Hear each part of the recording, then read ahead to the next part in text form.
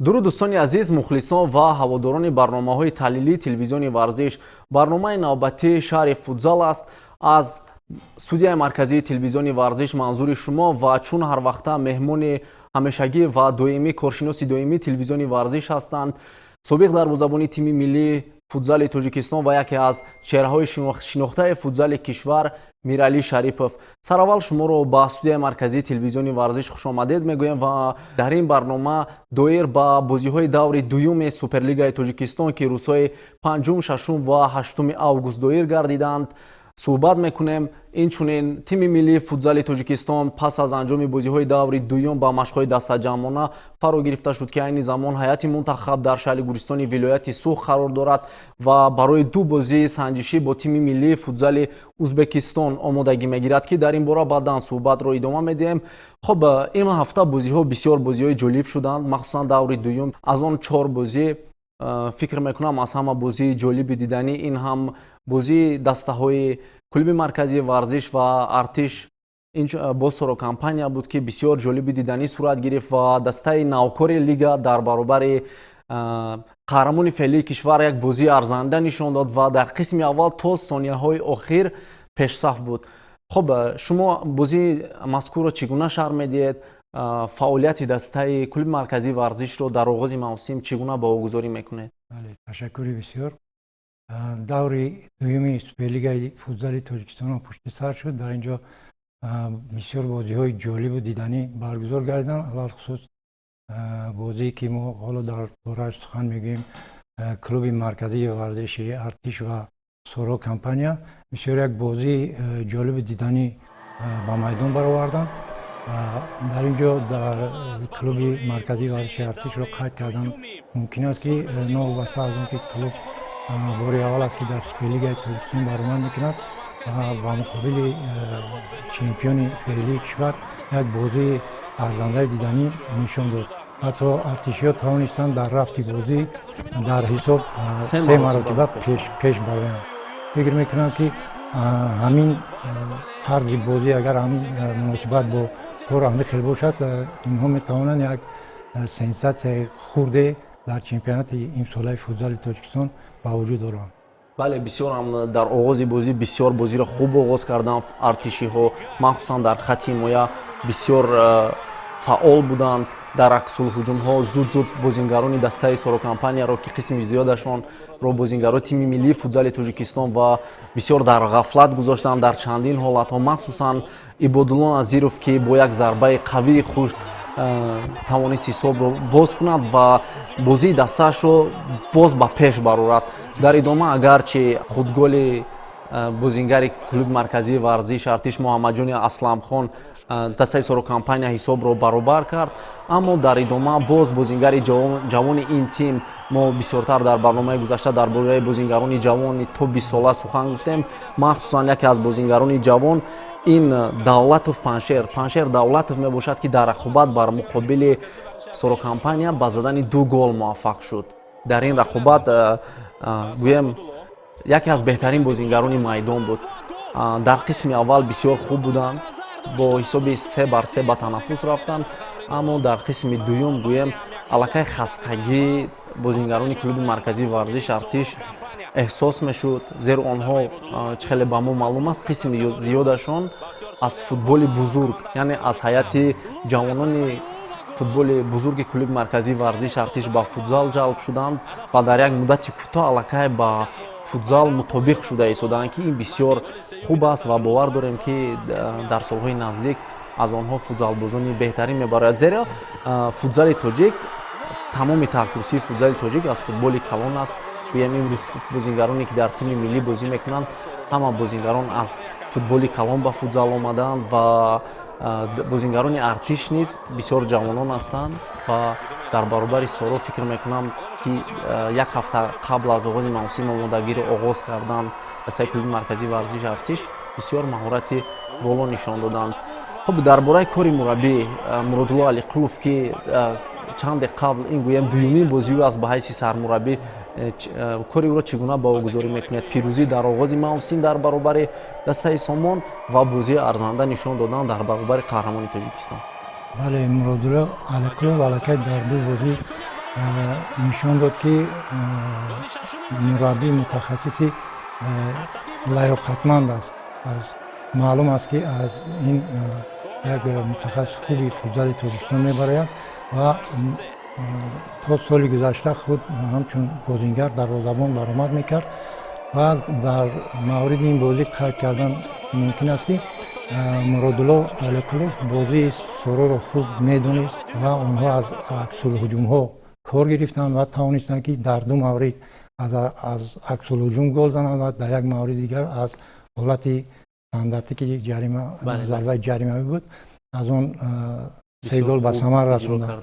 ولی سورو چگونه که ما میدونیم بسیار دسته قوی است. در موسم گذشته هم همه دسته ها ما در قسم دوم بازی بر سورو بازی رو باخت کردند. این از اون سبب است که هیئت سورو پر است. بازیگرای با تجربه خیلی که قید کرده در هیئت منتخب بازیگرای میکردگی زیاد دارد. بنابراین قوه خود را در تمام بازی در دو قسم یک قلت تقسیم کردن میتوانند. ما از همین حالت است که دسته سورو توانست که بر دسته ارتشیو در قسم دوم بازی غلبه را به دست بیارد. خب همون بازیگرانی جوانی که سورو دارد аллакай ба ҳайати асосӣ гӯем ба бозигарони асосӣ бисёр хуб мутобиқ шуда истоданд. Якдигар бозигарони ки солҳои тӯлонӣ дар футзал буданд як хуб эҳсос мекунанд, махсусан Сунатулло Файзов ки дар рақобати мазкур ба задани як гол муваффақ гардид дар бозии гузашта низ ҳунари муҷалло нишон дода буд, 4 гол ба самар расонид. бисёр олӣ нишон дод, аммо бозигарони ҷавони клуби марказии варзиш Артиш низ кам набуданд. бисёр хуб бозӣ карданд. мо бовар дорем ки аллакай як чемпионат як муддат таътил аст. онҳо боз хубтар омодагӣ мебинанд, зеро аз ҳайати клуби марказии варзиш Артиш имрӯз касе ба тими мунтахаб даъват нашудааст. онҳо сарҷам ҳастанд, якҷоя бо хубтар тайёрӣ мебинанд ва дар бозиҳои оянда фикр мекунам боз беҳтару хубтар худро нишон медиҳанд. خب метавонем ҳунари маҳорати Ибодулло Назировро ки соли гузашта дар дастаи Амонатбонк на чандон дурахшиш дошт, имсол яке аз лидерони асосии клуби марказии варзиш Артиш ва худи чемпионат Суперлига табдил ёфтааст. бале инҷо ҳамкорони мо бо сармураббиёни дастаҳо суҳбат доштанд. пас аз бозии дастаҳо суҳбати ҳамкорони моро бо сармураббии дастаи клуби марказии варзиш Артиш Муродулло Алиқулов ва сармураббии бошгоҳи Сорокомпания Пайрав Воҳидов тамошо мекунем ва баъдан ба студия бармегардем. 3 рӯз пеш аз чемпионат саркардагӣ будем. бози камтар физически бачаҳо камтар сустараканд. бози тими мунтахаб сбор мераванд. мо дар камтар муҳолат мешавад ки бачаҳо қатъи камтар кор кунем, физически кор кунем, кори физикӣ тактикӣ камтар кор кунем. барои ки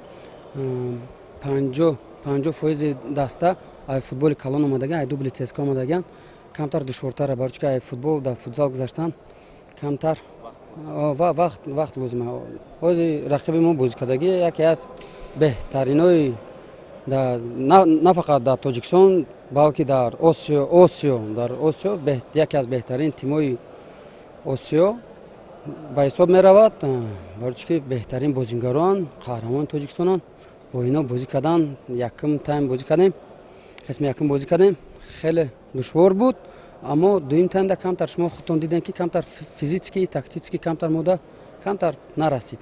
бозӣ дар қисми аввал бисёр душвор буд, барое ки бачаҳо ба фориғболӣ роҳ доданд. дар ҳамон ҷанбаҳои дифоъгарӣ хуб аҳамият надоданд. маълуми ҳариф ҳам ҳарифи хуб аст. дастае ки бозигарои хуб дорад, кӯшиш мекунад ки ҳама вақт фишор биёрад. бисёр бозӣ хуб карданд даста. лекин дар қисми дуюм мо дар хатти дифоъ хубтар бозӣ кардем. магар лаҳзаи голзанӣ ҳам камтар буд дар назди дарвозаи ва он лаҳзаҳои голзание ки доштем истифода бурда тавонистем. то куҷо қаноатмандед аз бозии бачаҳои хеш? қаноатманд агар гӯем 50% хато намекунем, лекин бозигарони дастаи Сӯро бояд аз дастсони аввал бояд тамаркузашон бояд баланд бошад. ҳарифро бояд ҷудо карда вай накунанд. новоса ки дастаи нав аст ЦСКА бояд ҳама вақт дар майдон як бо суръати тез бо як фишори ҳамавақта бояд бозӣ карда тавонад.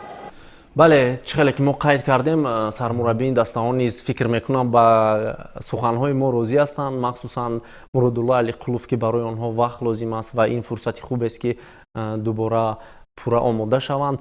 Ва бозии дигаре ки бисёр гӯем мадди таваҷҷӯҳи дӯстдорони футзали кишвар қарор гирифт, ин бозии дастаҳои Истиқлол ва Сомон буд.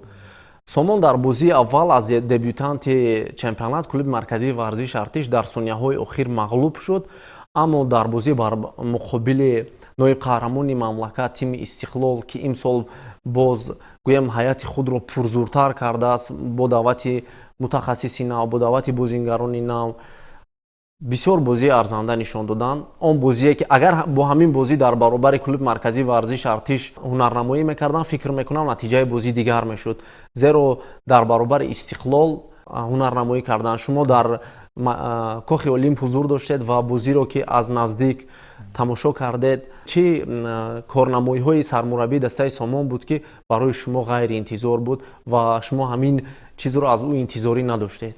бале хеле ки мо дар барномаи гузашта қайд карда будем, бозии Истиқлол бо Сомон ва Соро бо Артишиҳо ду бозие аст ки бозии ҷолиб бояд гузарад. Ҳамин тавр ҳам шуд. Дастаи Сомон дар ин бозӣ бисёр баромади хуб кард. Фикр мекунам ки ҳамин як бозингаре ки дар бозии аввал набуду дар ин бозӣ кард легионери эронӣ Меҳрдод Каримӣ таҳти рақами 13.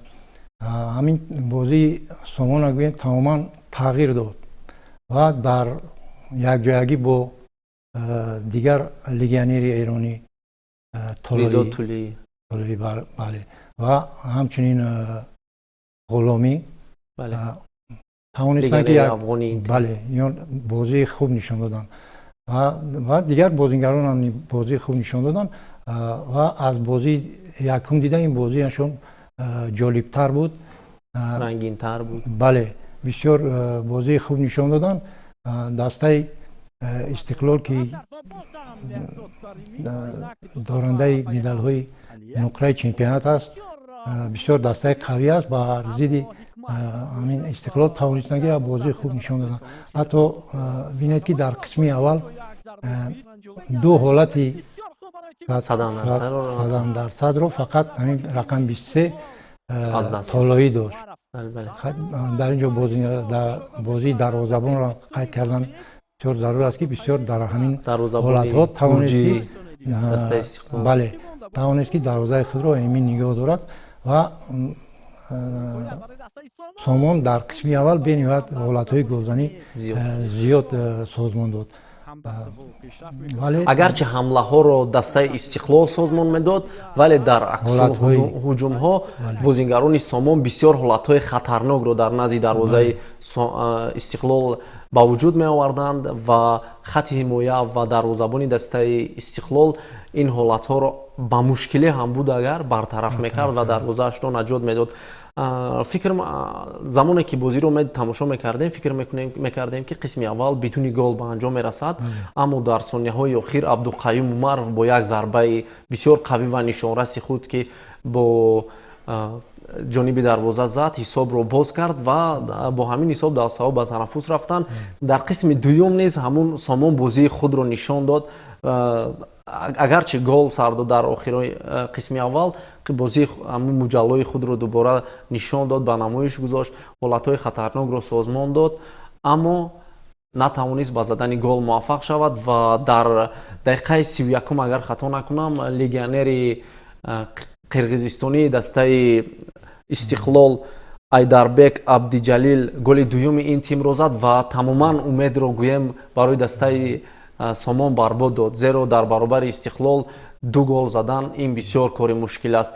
ва дар инҷо нуқтае ки сармураббии дастаи Сомон зикр кард, бисёртар норозӣ буд аз кори доварони рақобати мазкур. шумо чӣ гуна баҳогузорӣ мекунед кори доварони рақобатро? Ман фикр мекунам ки бозӣ бисёр тезу тунд буд. агарчи доварон дар ягон ҳолатро нодида гирифта бошанд, лекин дар дигар ҳолатҳо ҳама чӣ аз рӯи қоидаву қонунҳои гӯем футзал буд.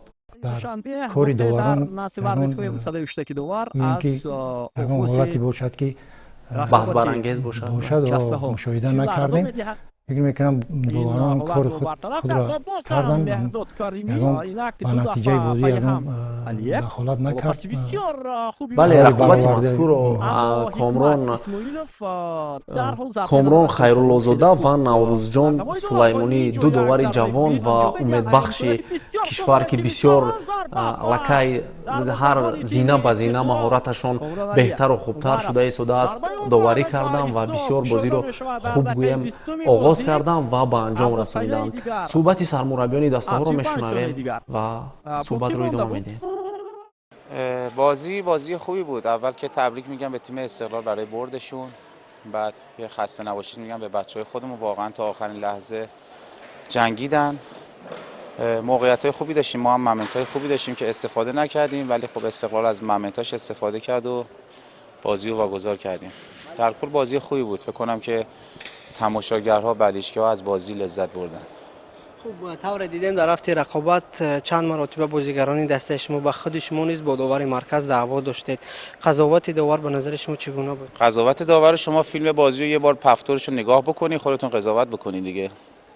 یه بار فیلمشو ببینید. شما خودتون راضی هستید؟ نه من اصلا راضی نیستم. نه من راضیم، نه بچهای کمندم که این همه دویدن، جنگیدن، ولی در آخر با 2 تا 3 تا اشتباههای داوری که ما میتونستیم به گل برسیم، ولی متاسفانه اینطور نشد. حالا دوست داریم که آینده یه خورده داوریا باز بهتر بشه، سودی‌ها یه خورده بهتر بتونن اسیستوک بزنن. Сложная игра получилась, настраивались, но, видимо, все-таки не с самого начала включились, думали, что будет, да, где-то в подсознании игра полегче даваться, но здесь соперник, красавцы, да, навязали очень серьезную борьбу и решили, да, вот какие-то эпизоды, моменты, и в которых мы все-таки реализовали, да, и смогли выиграть. бозии сеюме ки дар ин давр баргузор шуд ин рақобати дастаҳои амонатбонк аз шаҳри душанбе ва регари шаҳри турсумзода буд. бозӣ гӯем аллакай маълум аст ки дастаи амонатбонк бисёр ҳарифи пурқувват аст барои дастаи регар, зеро аз оғози рақобат агарчи футболбозони регар дар оғоз каме ба бозии он бозие ки мехостанд нишон доданд, аммо пас аз дақиқаи даҳум бозӣ тамоман ранги дигар гирифт ва дастаи амонатбонк чӣ гуна тавонист бозиро идора мекард ва ҳолатҳои хатарнокро дар назди дарвозаи ин тим созмон медод ва ба задани голҳои бешумор даст ёфт. амонатбонк дар баробари регар ба задани 13 гол муваффақ омад, дар ҳоле ки футзалбозони шаҳри турсумзода ҳамагӣ 3 гол заданд.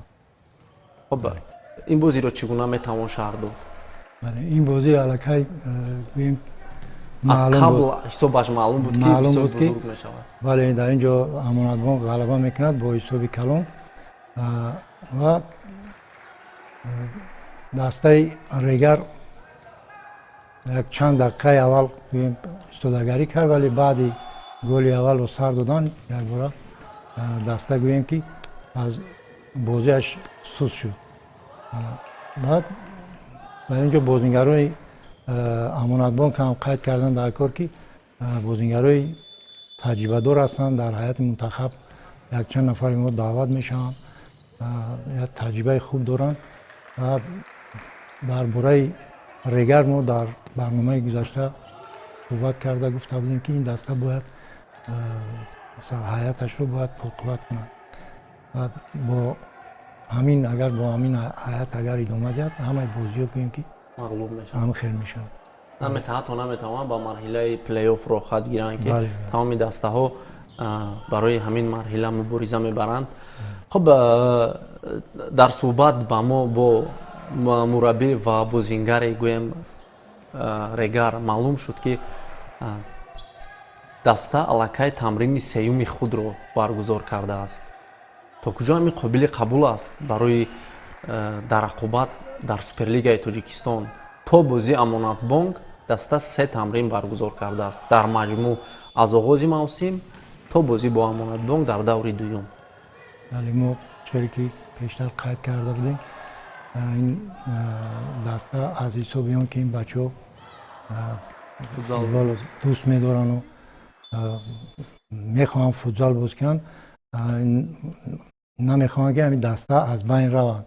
برای همین هر سال دسته رو با سوپرلیگ تاجیکستان میبرونن، ولی هیئت خیلی قید کردیم، هیئت مکمل کردن نشده ایستاده است. در بازی اول دسته امانتبانک بر مقابل استقلال بسیار بازی ضعیف نشان داد و ما در برابر رگر نمیتوانیم گوییم که آنها پورا آماده‌اند برای بازی‌های نوبتی، برای بازی‌های پرقوت‌تر.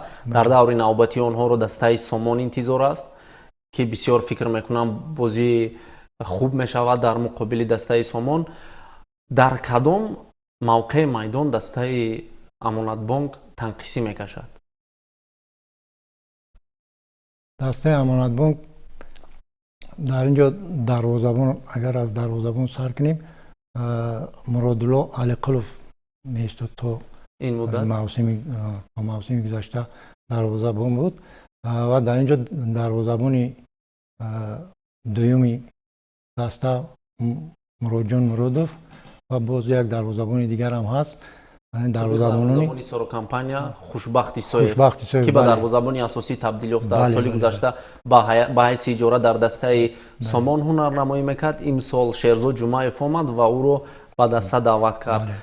اما فکر میکنم خوبتر میشد یگان دروازه‌بانی با تجربه تر رو دعوت میکردن، زیرا بگویم بازیگرانی پرقوت دارد. محسن محمدزاده رو یکی از لیگ نیروی پرقوت ایرانی رو به دسته دعوت کردند. دسته رگر در دو دور دسته ضعیفترین سوپرلیگ است. از نتیجه از حسابی به دروازه‌اش گل سر دادن ها دسته ضعیفترین چمپیونات است. بدون سرمربی دسته در سوپرلیگ اشتراک دارد و خوشبخت ایسایف یا اینکه مرادجان مرادوف به نظر شما میتوانند با مهارت خود را صیقل دهند و در حال با رقابت‌های پرقوت‌تر برگردند، زیرا در پیش آنها را دسته‌های پرقوت به مثل سورو کمپانیا، سیپر، دو دسته پرقوت مخصوصا قید کردن دسته سامان در دور نوبتی انتظار است.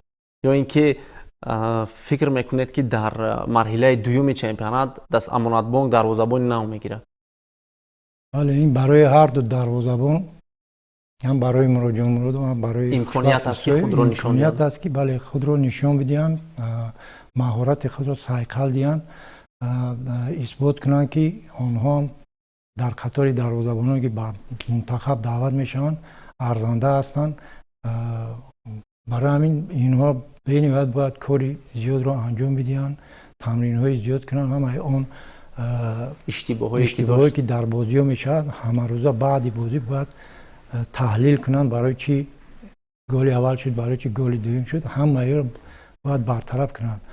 اگر همین کار را کنند و از بالای خود زیادتر کار کنند، هم حالت پاقت کار کردن، هم حالتی که با دست کار کردن، همه این حالت ها اگر کمبودی های جای داشته خود برطرف کنند، چی ممکن است که مثلا بعد تیم منتخب دعوت شوند و میتوانند که اگر بازی خوب نشان دهند، سرمربی هم دیگر لازم نمیشمارد که با دسته دیگر دروازه‌بان رو دعوت کنند. امکانیت خوب دارند. اگر درباره خوشبخت ایسایف صحبت کنیم، او با پا و با دست بسیار خوب بازی میکند. میتواند تا میانه میدان بیاید، با دستهایش کمک نماید و با دست بسیار پرتاب‌های خوب میکند، اما گویم در خط اساسی بسیار ضعیف بازی میکند. در دل حالت حریف میتواند از اشتباه استفاده برد و حساب را تغییر دهد.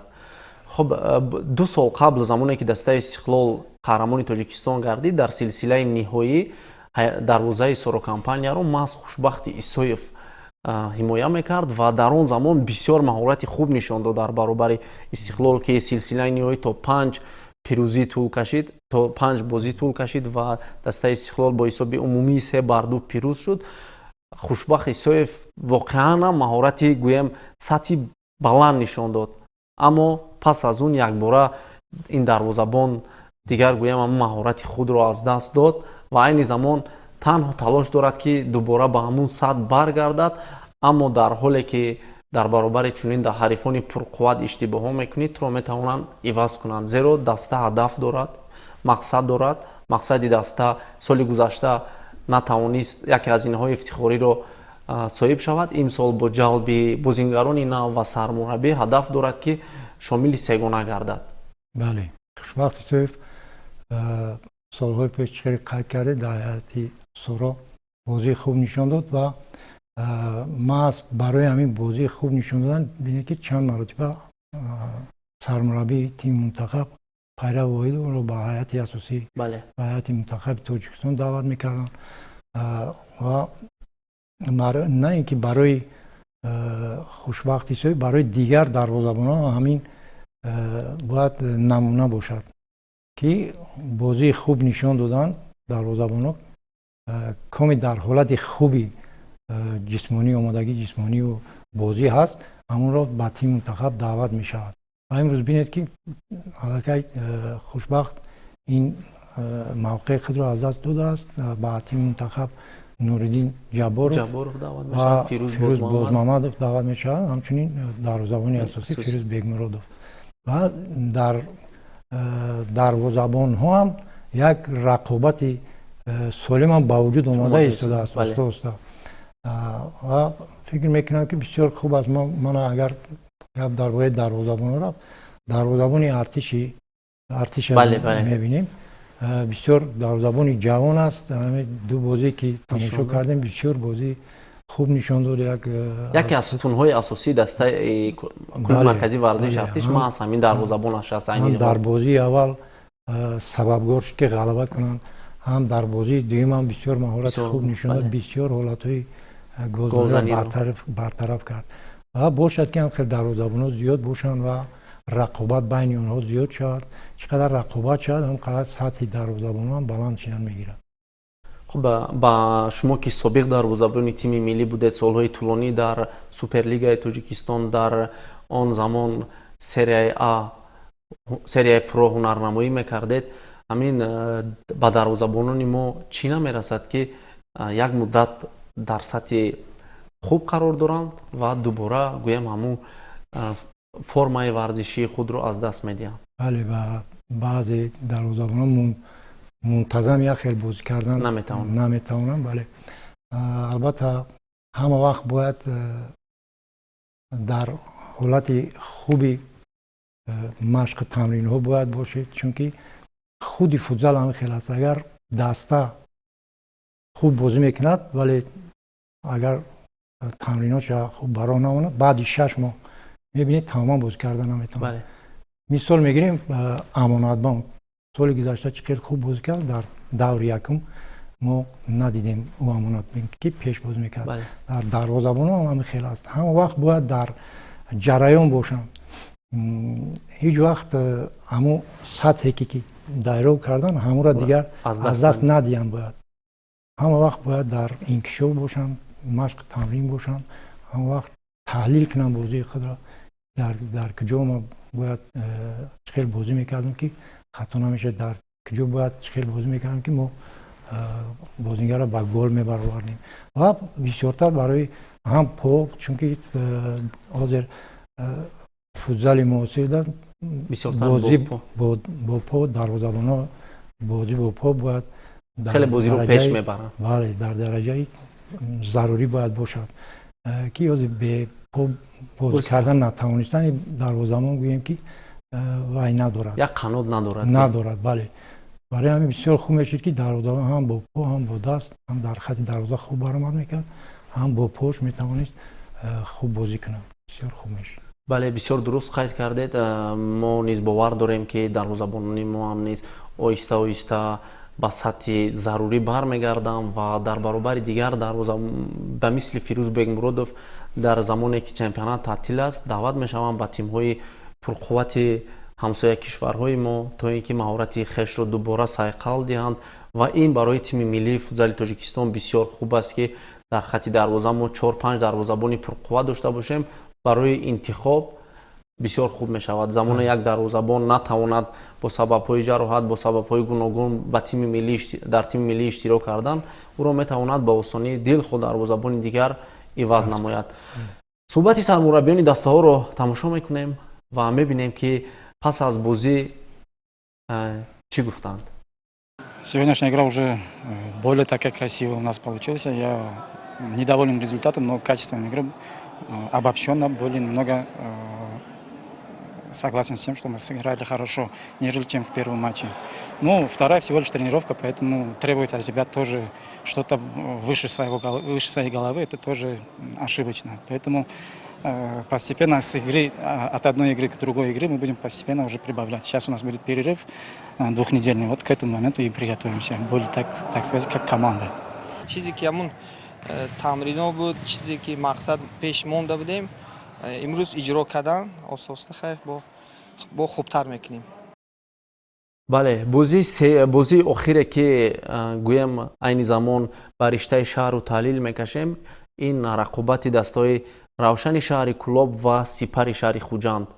Сипар яке аз муддаёни асосӣ барои ба даст овардани унвони қаҳрамонӣ аст дар ин мавсим дар баробари дастаҳои Истиқлол ва Сорокампания ва бозии худро дастаи Равшан бинобар омода набудани майдон дар ноҳияи Данғара баргузор кард ва ҳисоб аллакай маълум аст 2-11 ба суди Сипар. ин натиҷаро шумо чӣ гуна шаҳр медиҳед? Дар бозӣ бар муқобили Сорокампания дастаи Равшан гӯем бад бозӣ накард, аммо ҳисоб якбора бузургтар шуд.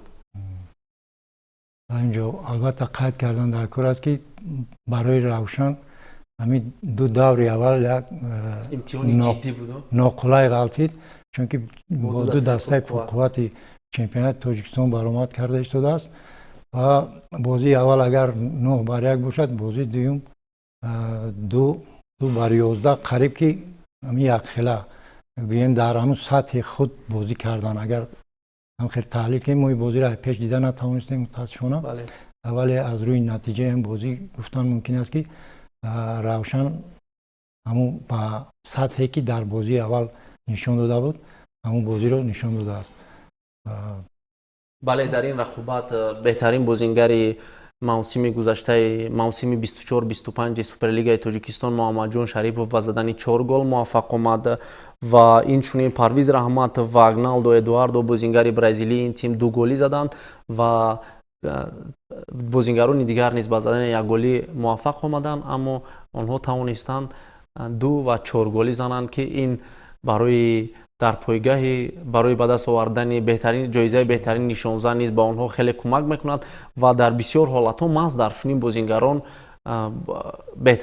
بهترین نشانزن ها معین میشوند. سال گذشته در بازی بر مقابل دسته خوجند که امسال در سوپرلیگ شرکت ندارد به بازیگر دسته استراوشان با زدن 19 گل موفق آمد در یک رقابت و محض همین باعث شد که با 35 گل بهترین نشانزن موسم شود، در حالی که بازیگران دیگر در برابر استقلال، سارا، امانت بانک و سپر 2-3 گلی زدند اما نتوانستند این جایزه رو به دست بیارند و بازیگران نیز در چنین رقابت‌ها کوشش میکنند که هرچی زیادتر گل زنند، زیرا در بازی‌های دیگر اگرچه در این رقابت توانند 4-5 گل زنند، در بازی‌های دیگر 2 گل میزنند و این برای آنها امکانیت خوب است. در این رقابت نیز از هیئت دسته روشن باز همون بازیگری که در بازی اول با دروازه سورا گل زد، جمشید مرادوف 2 گل زد با دروازه سپر. اگر بازی اول رو به نظر گیریم، حالت ورزشی جمشید مرادوف نه اونقدر خوب است. بله، وزن زیادتی دارد، اما زمانی که با دروازه‌بان 1 به 1 میبراید کارش رو انجام میدهد و با زدن گل موفق میشود. باور داریم که دسته روشن نیز که کلان بازیگران این تیم از فوتبال بزرگ و از میدان‌های گویم غیر کسبی وارد سوپرلیگ شدند، در اگرچه در مرحله اول نیز نتوانند مهارت خوب نشان دهند، ولی در مرحله دوم میتوانند برای یکی از راه‌های مرحله پلی آف تلاش ورزند.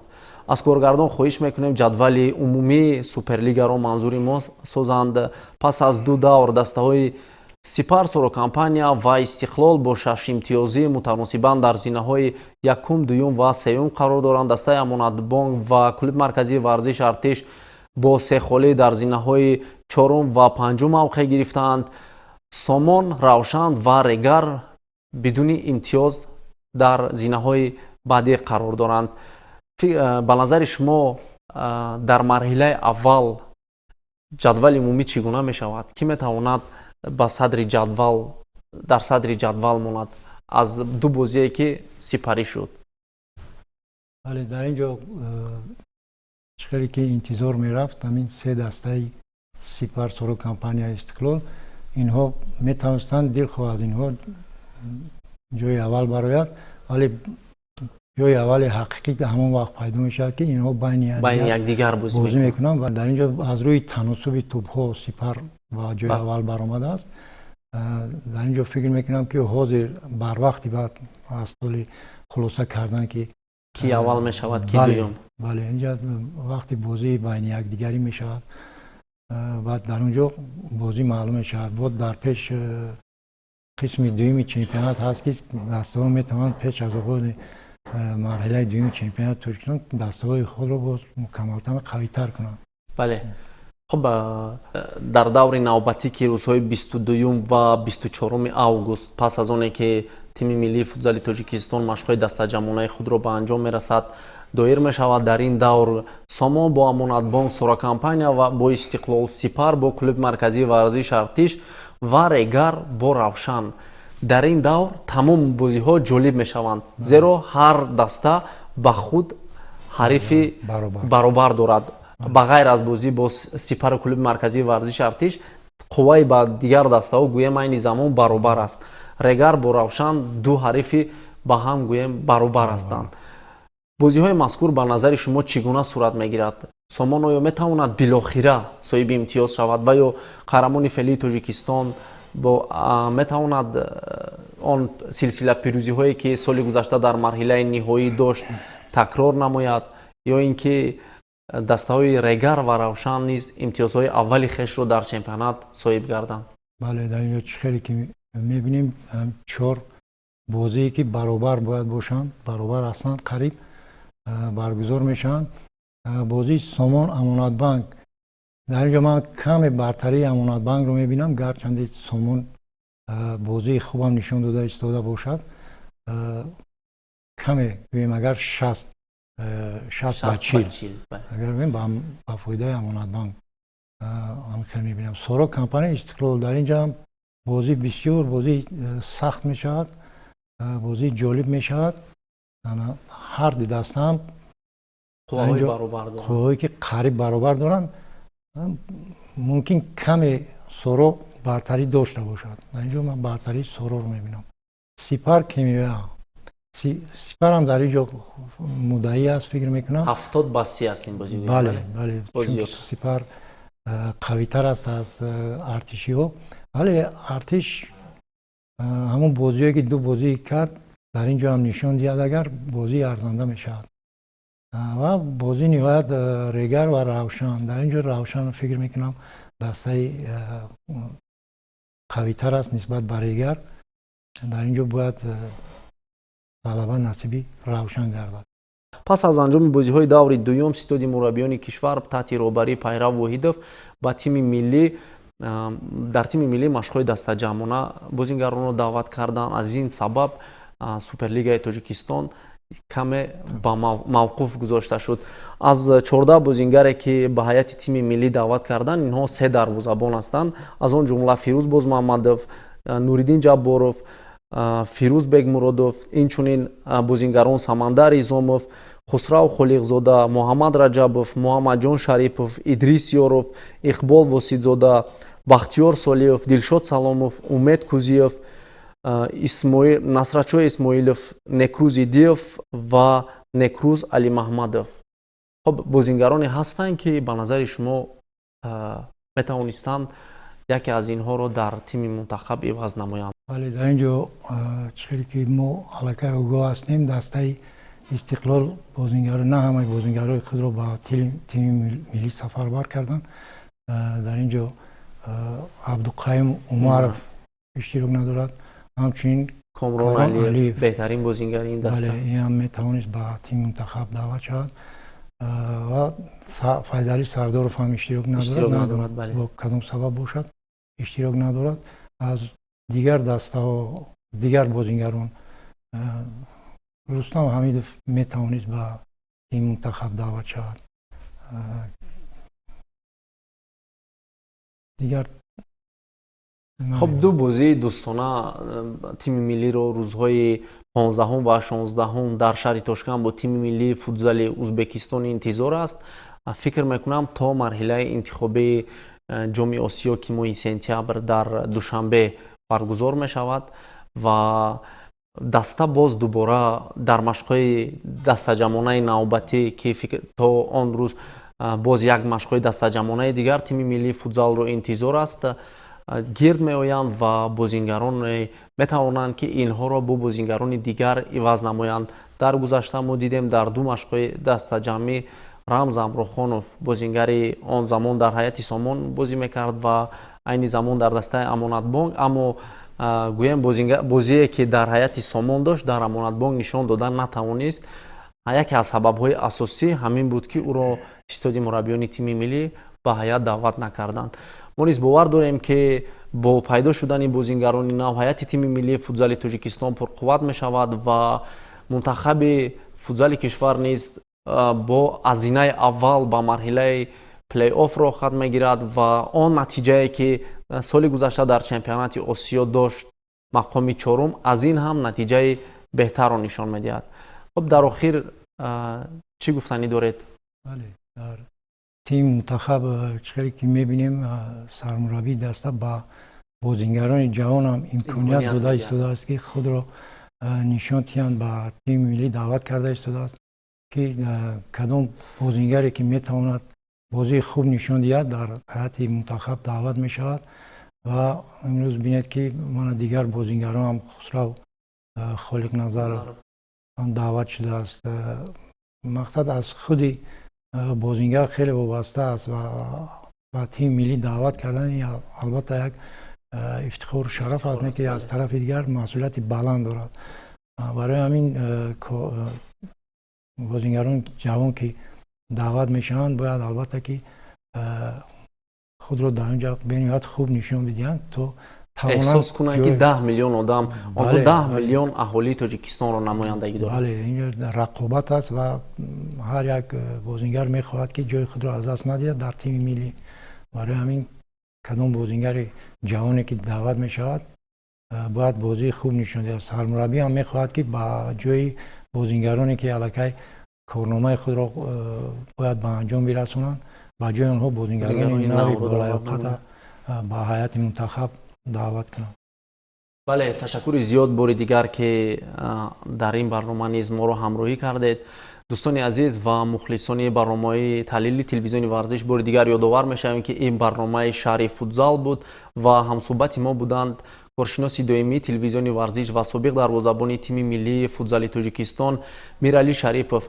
با تیم ملی فوتزال تاجیکستان در دو بازی سنجشی بر مقابل منتخب ازبکستان برای کامیابی خوانیم و اینجا رسیدیم به پایان برنامه.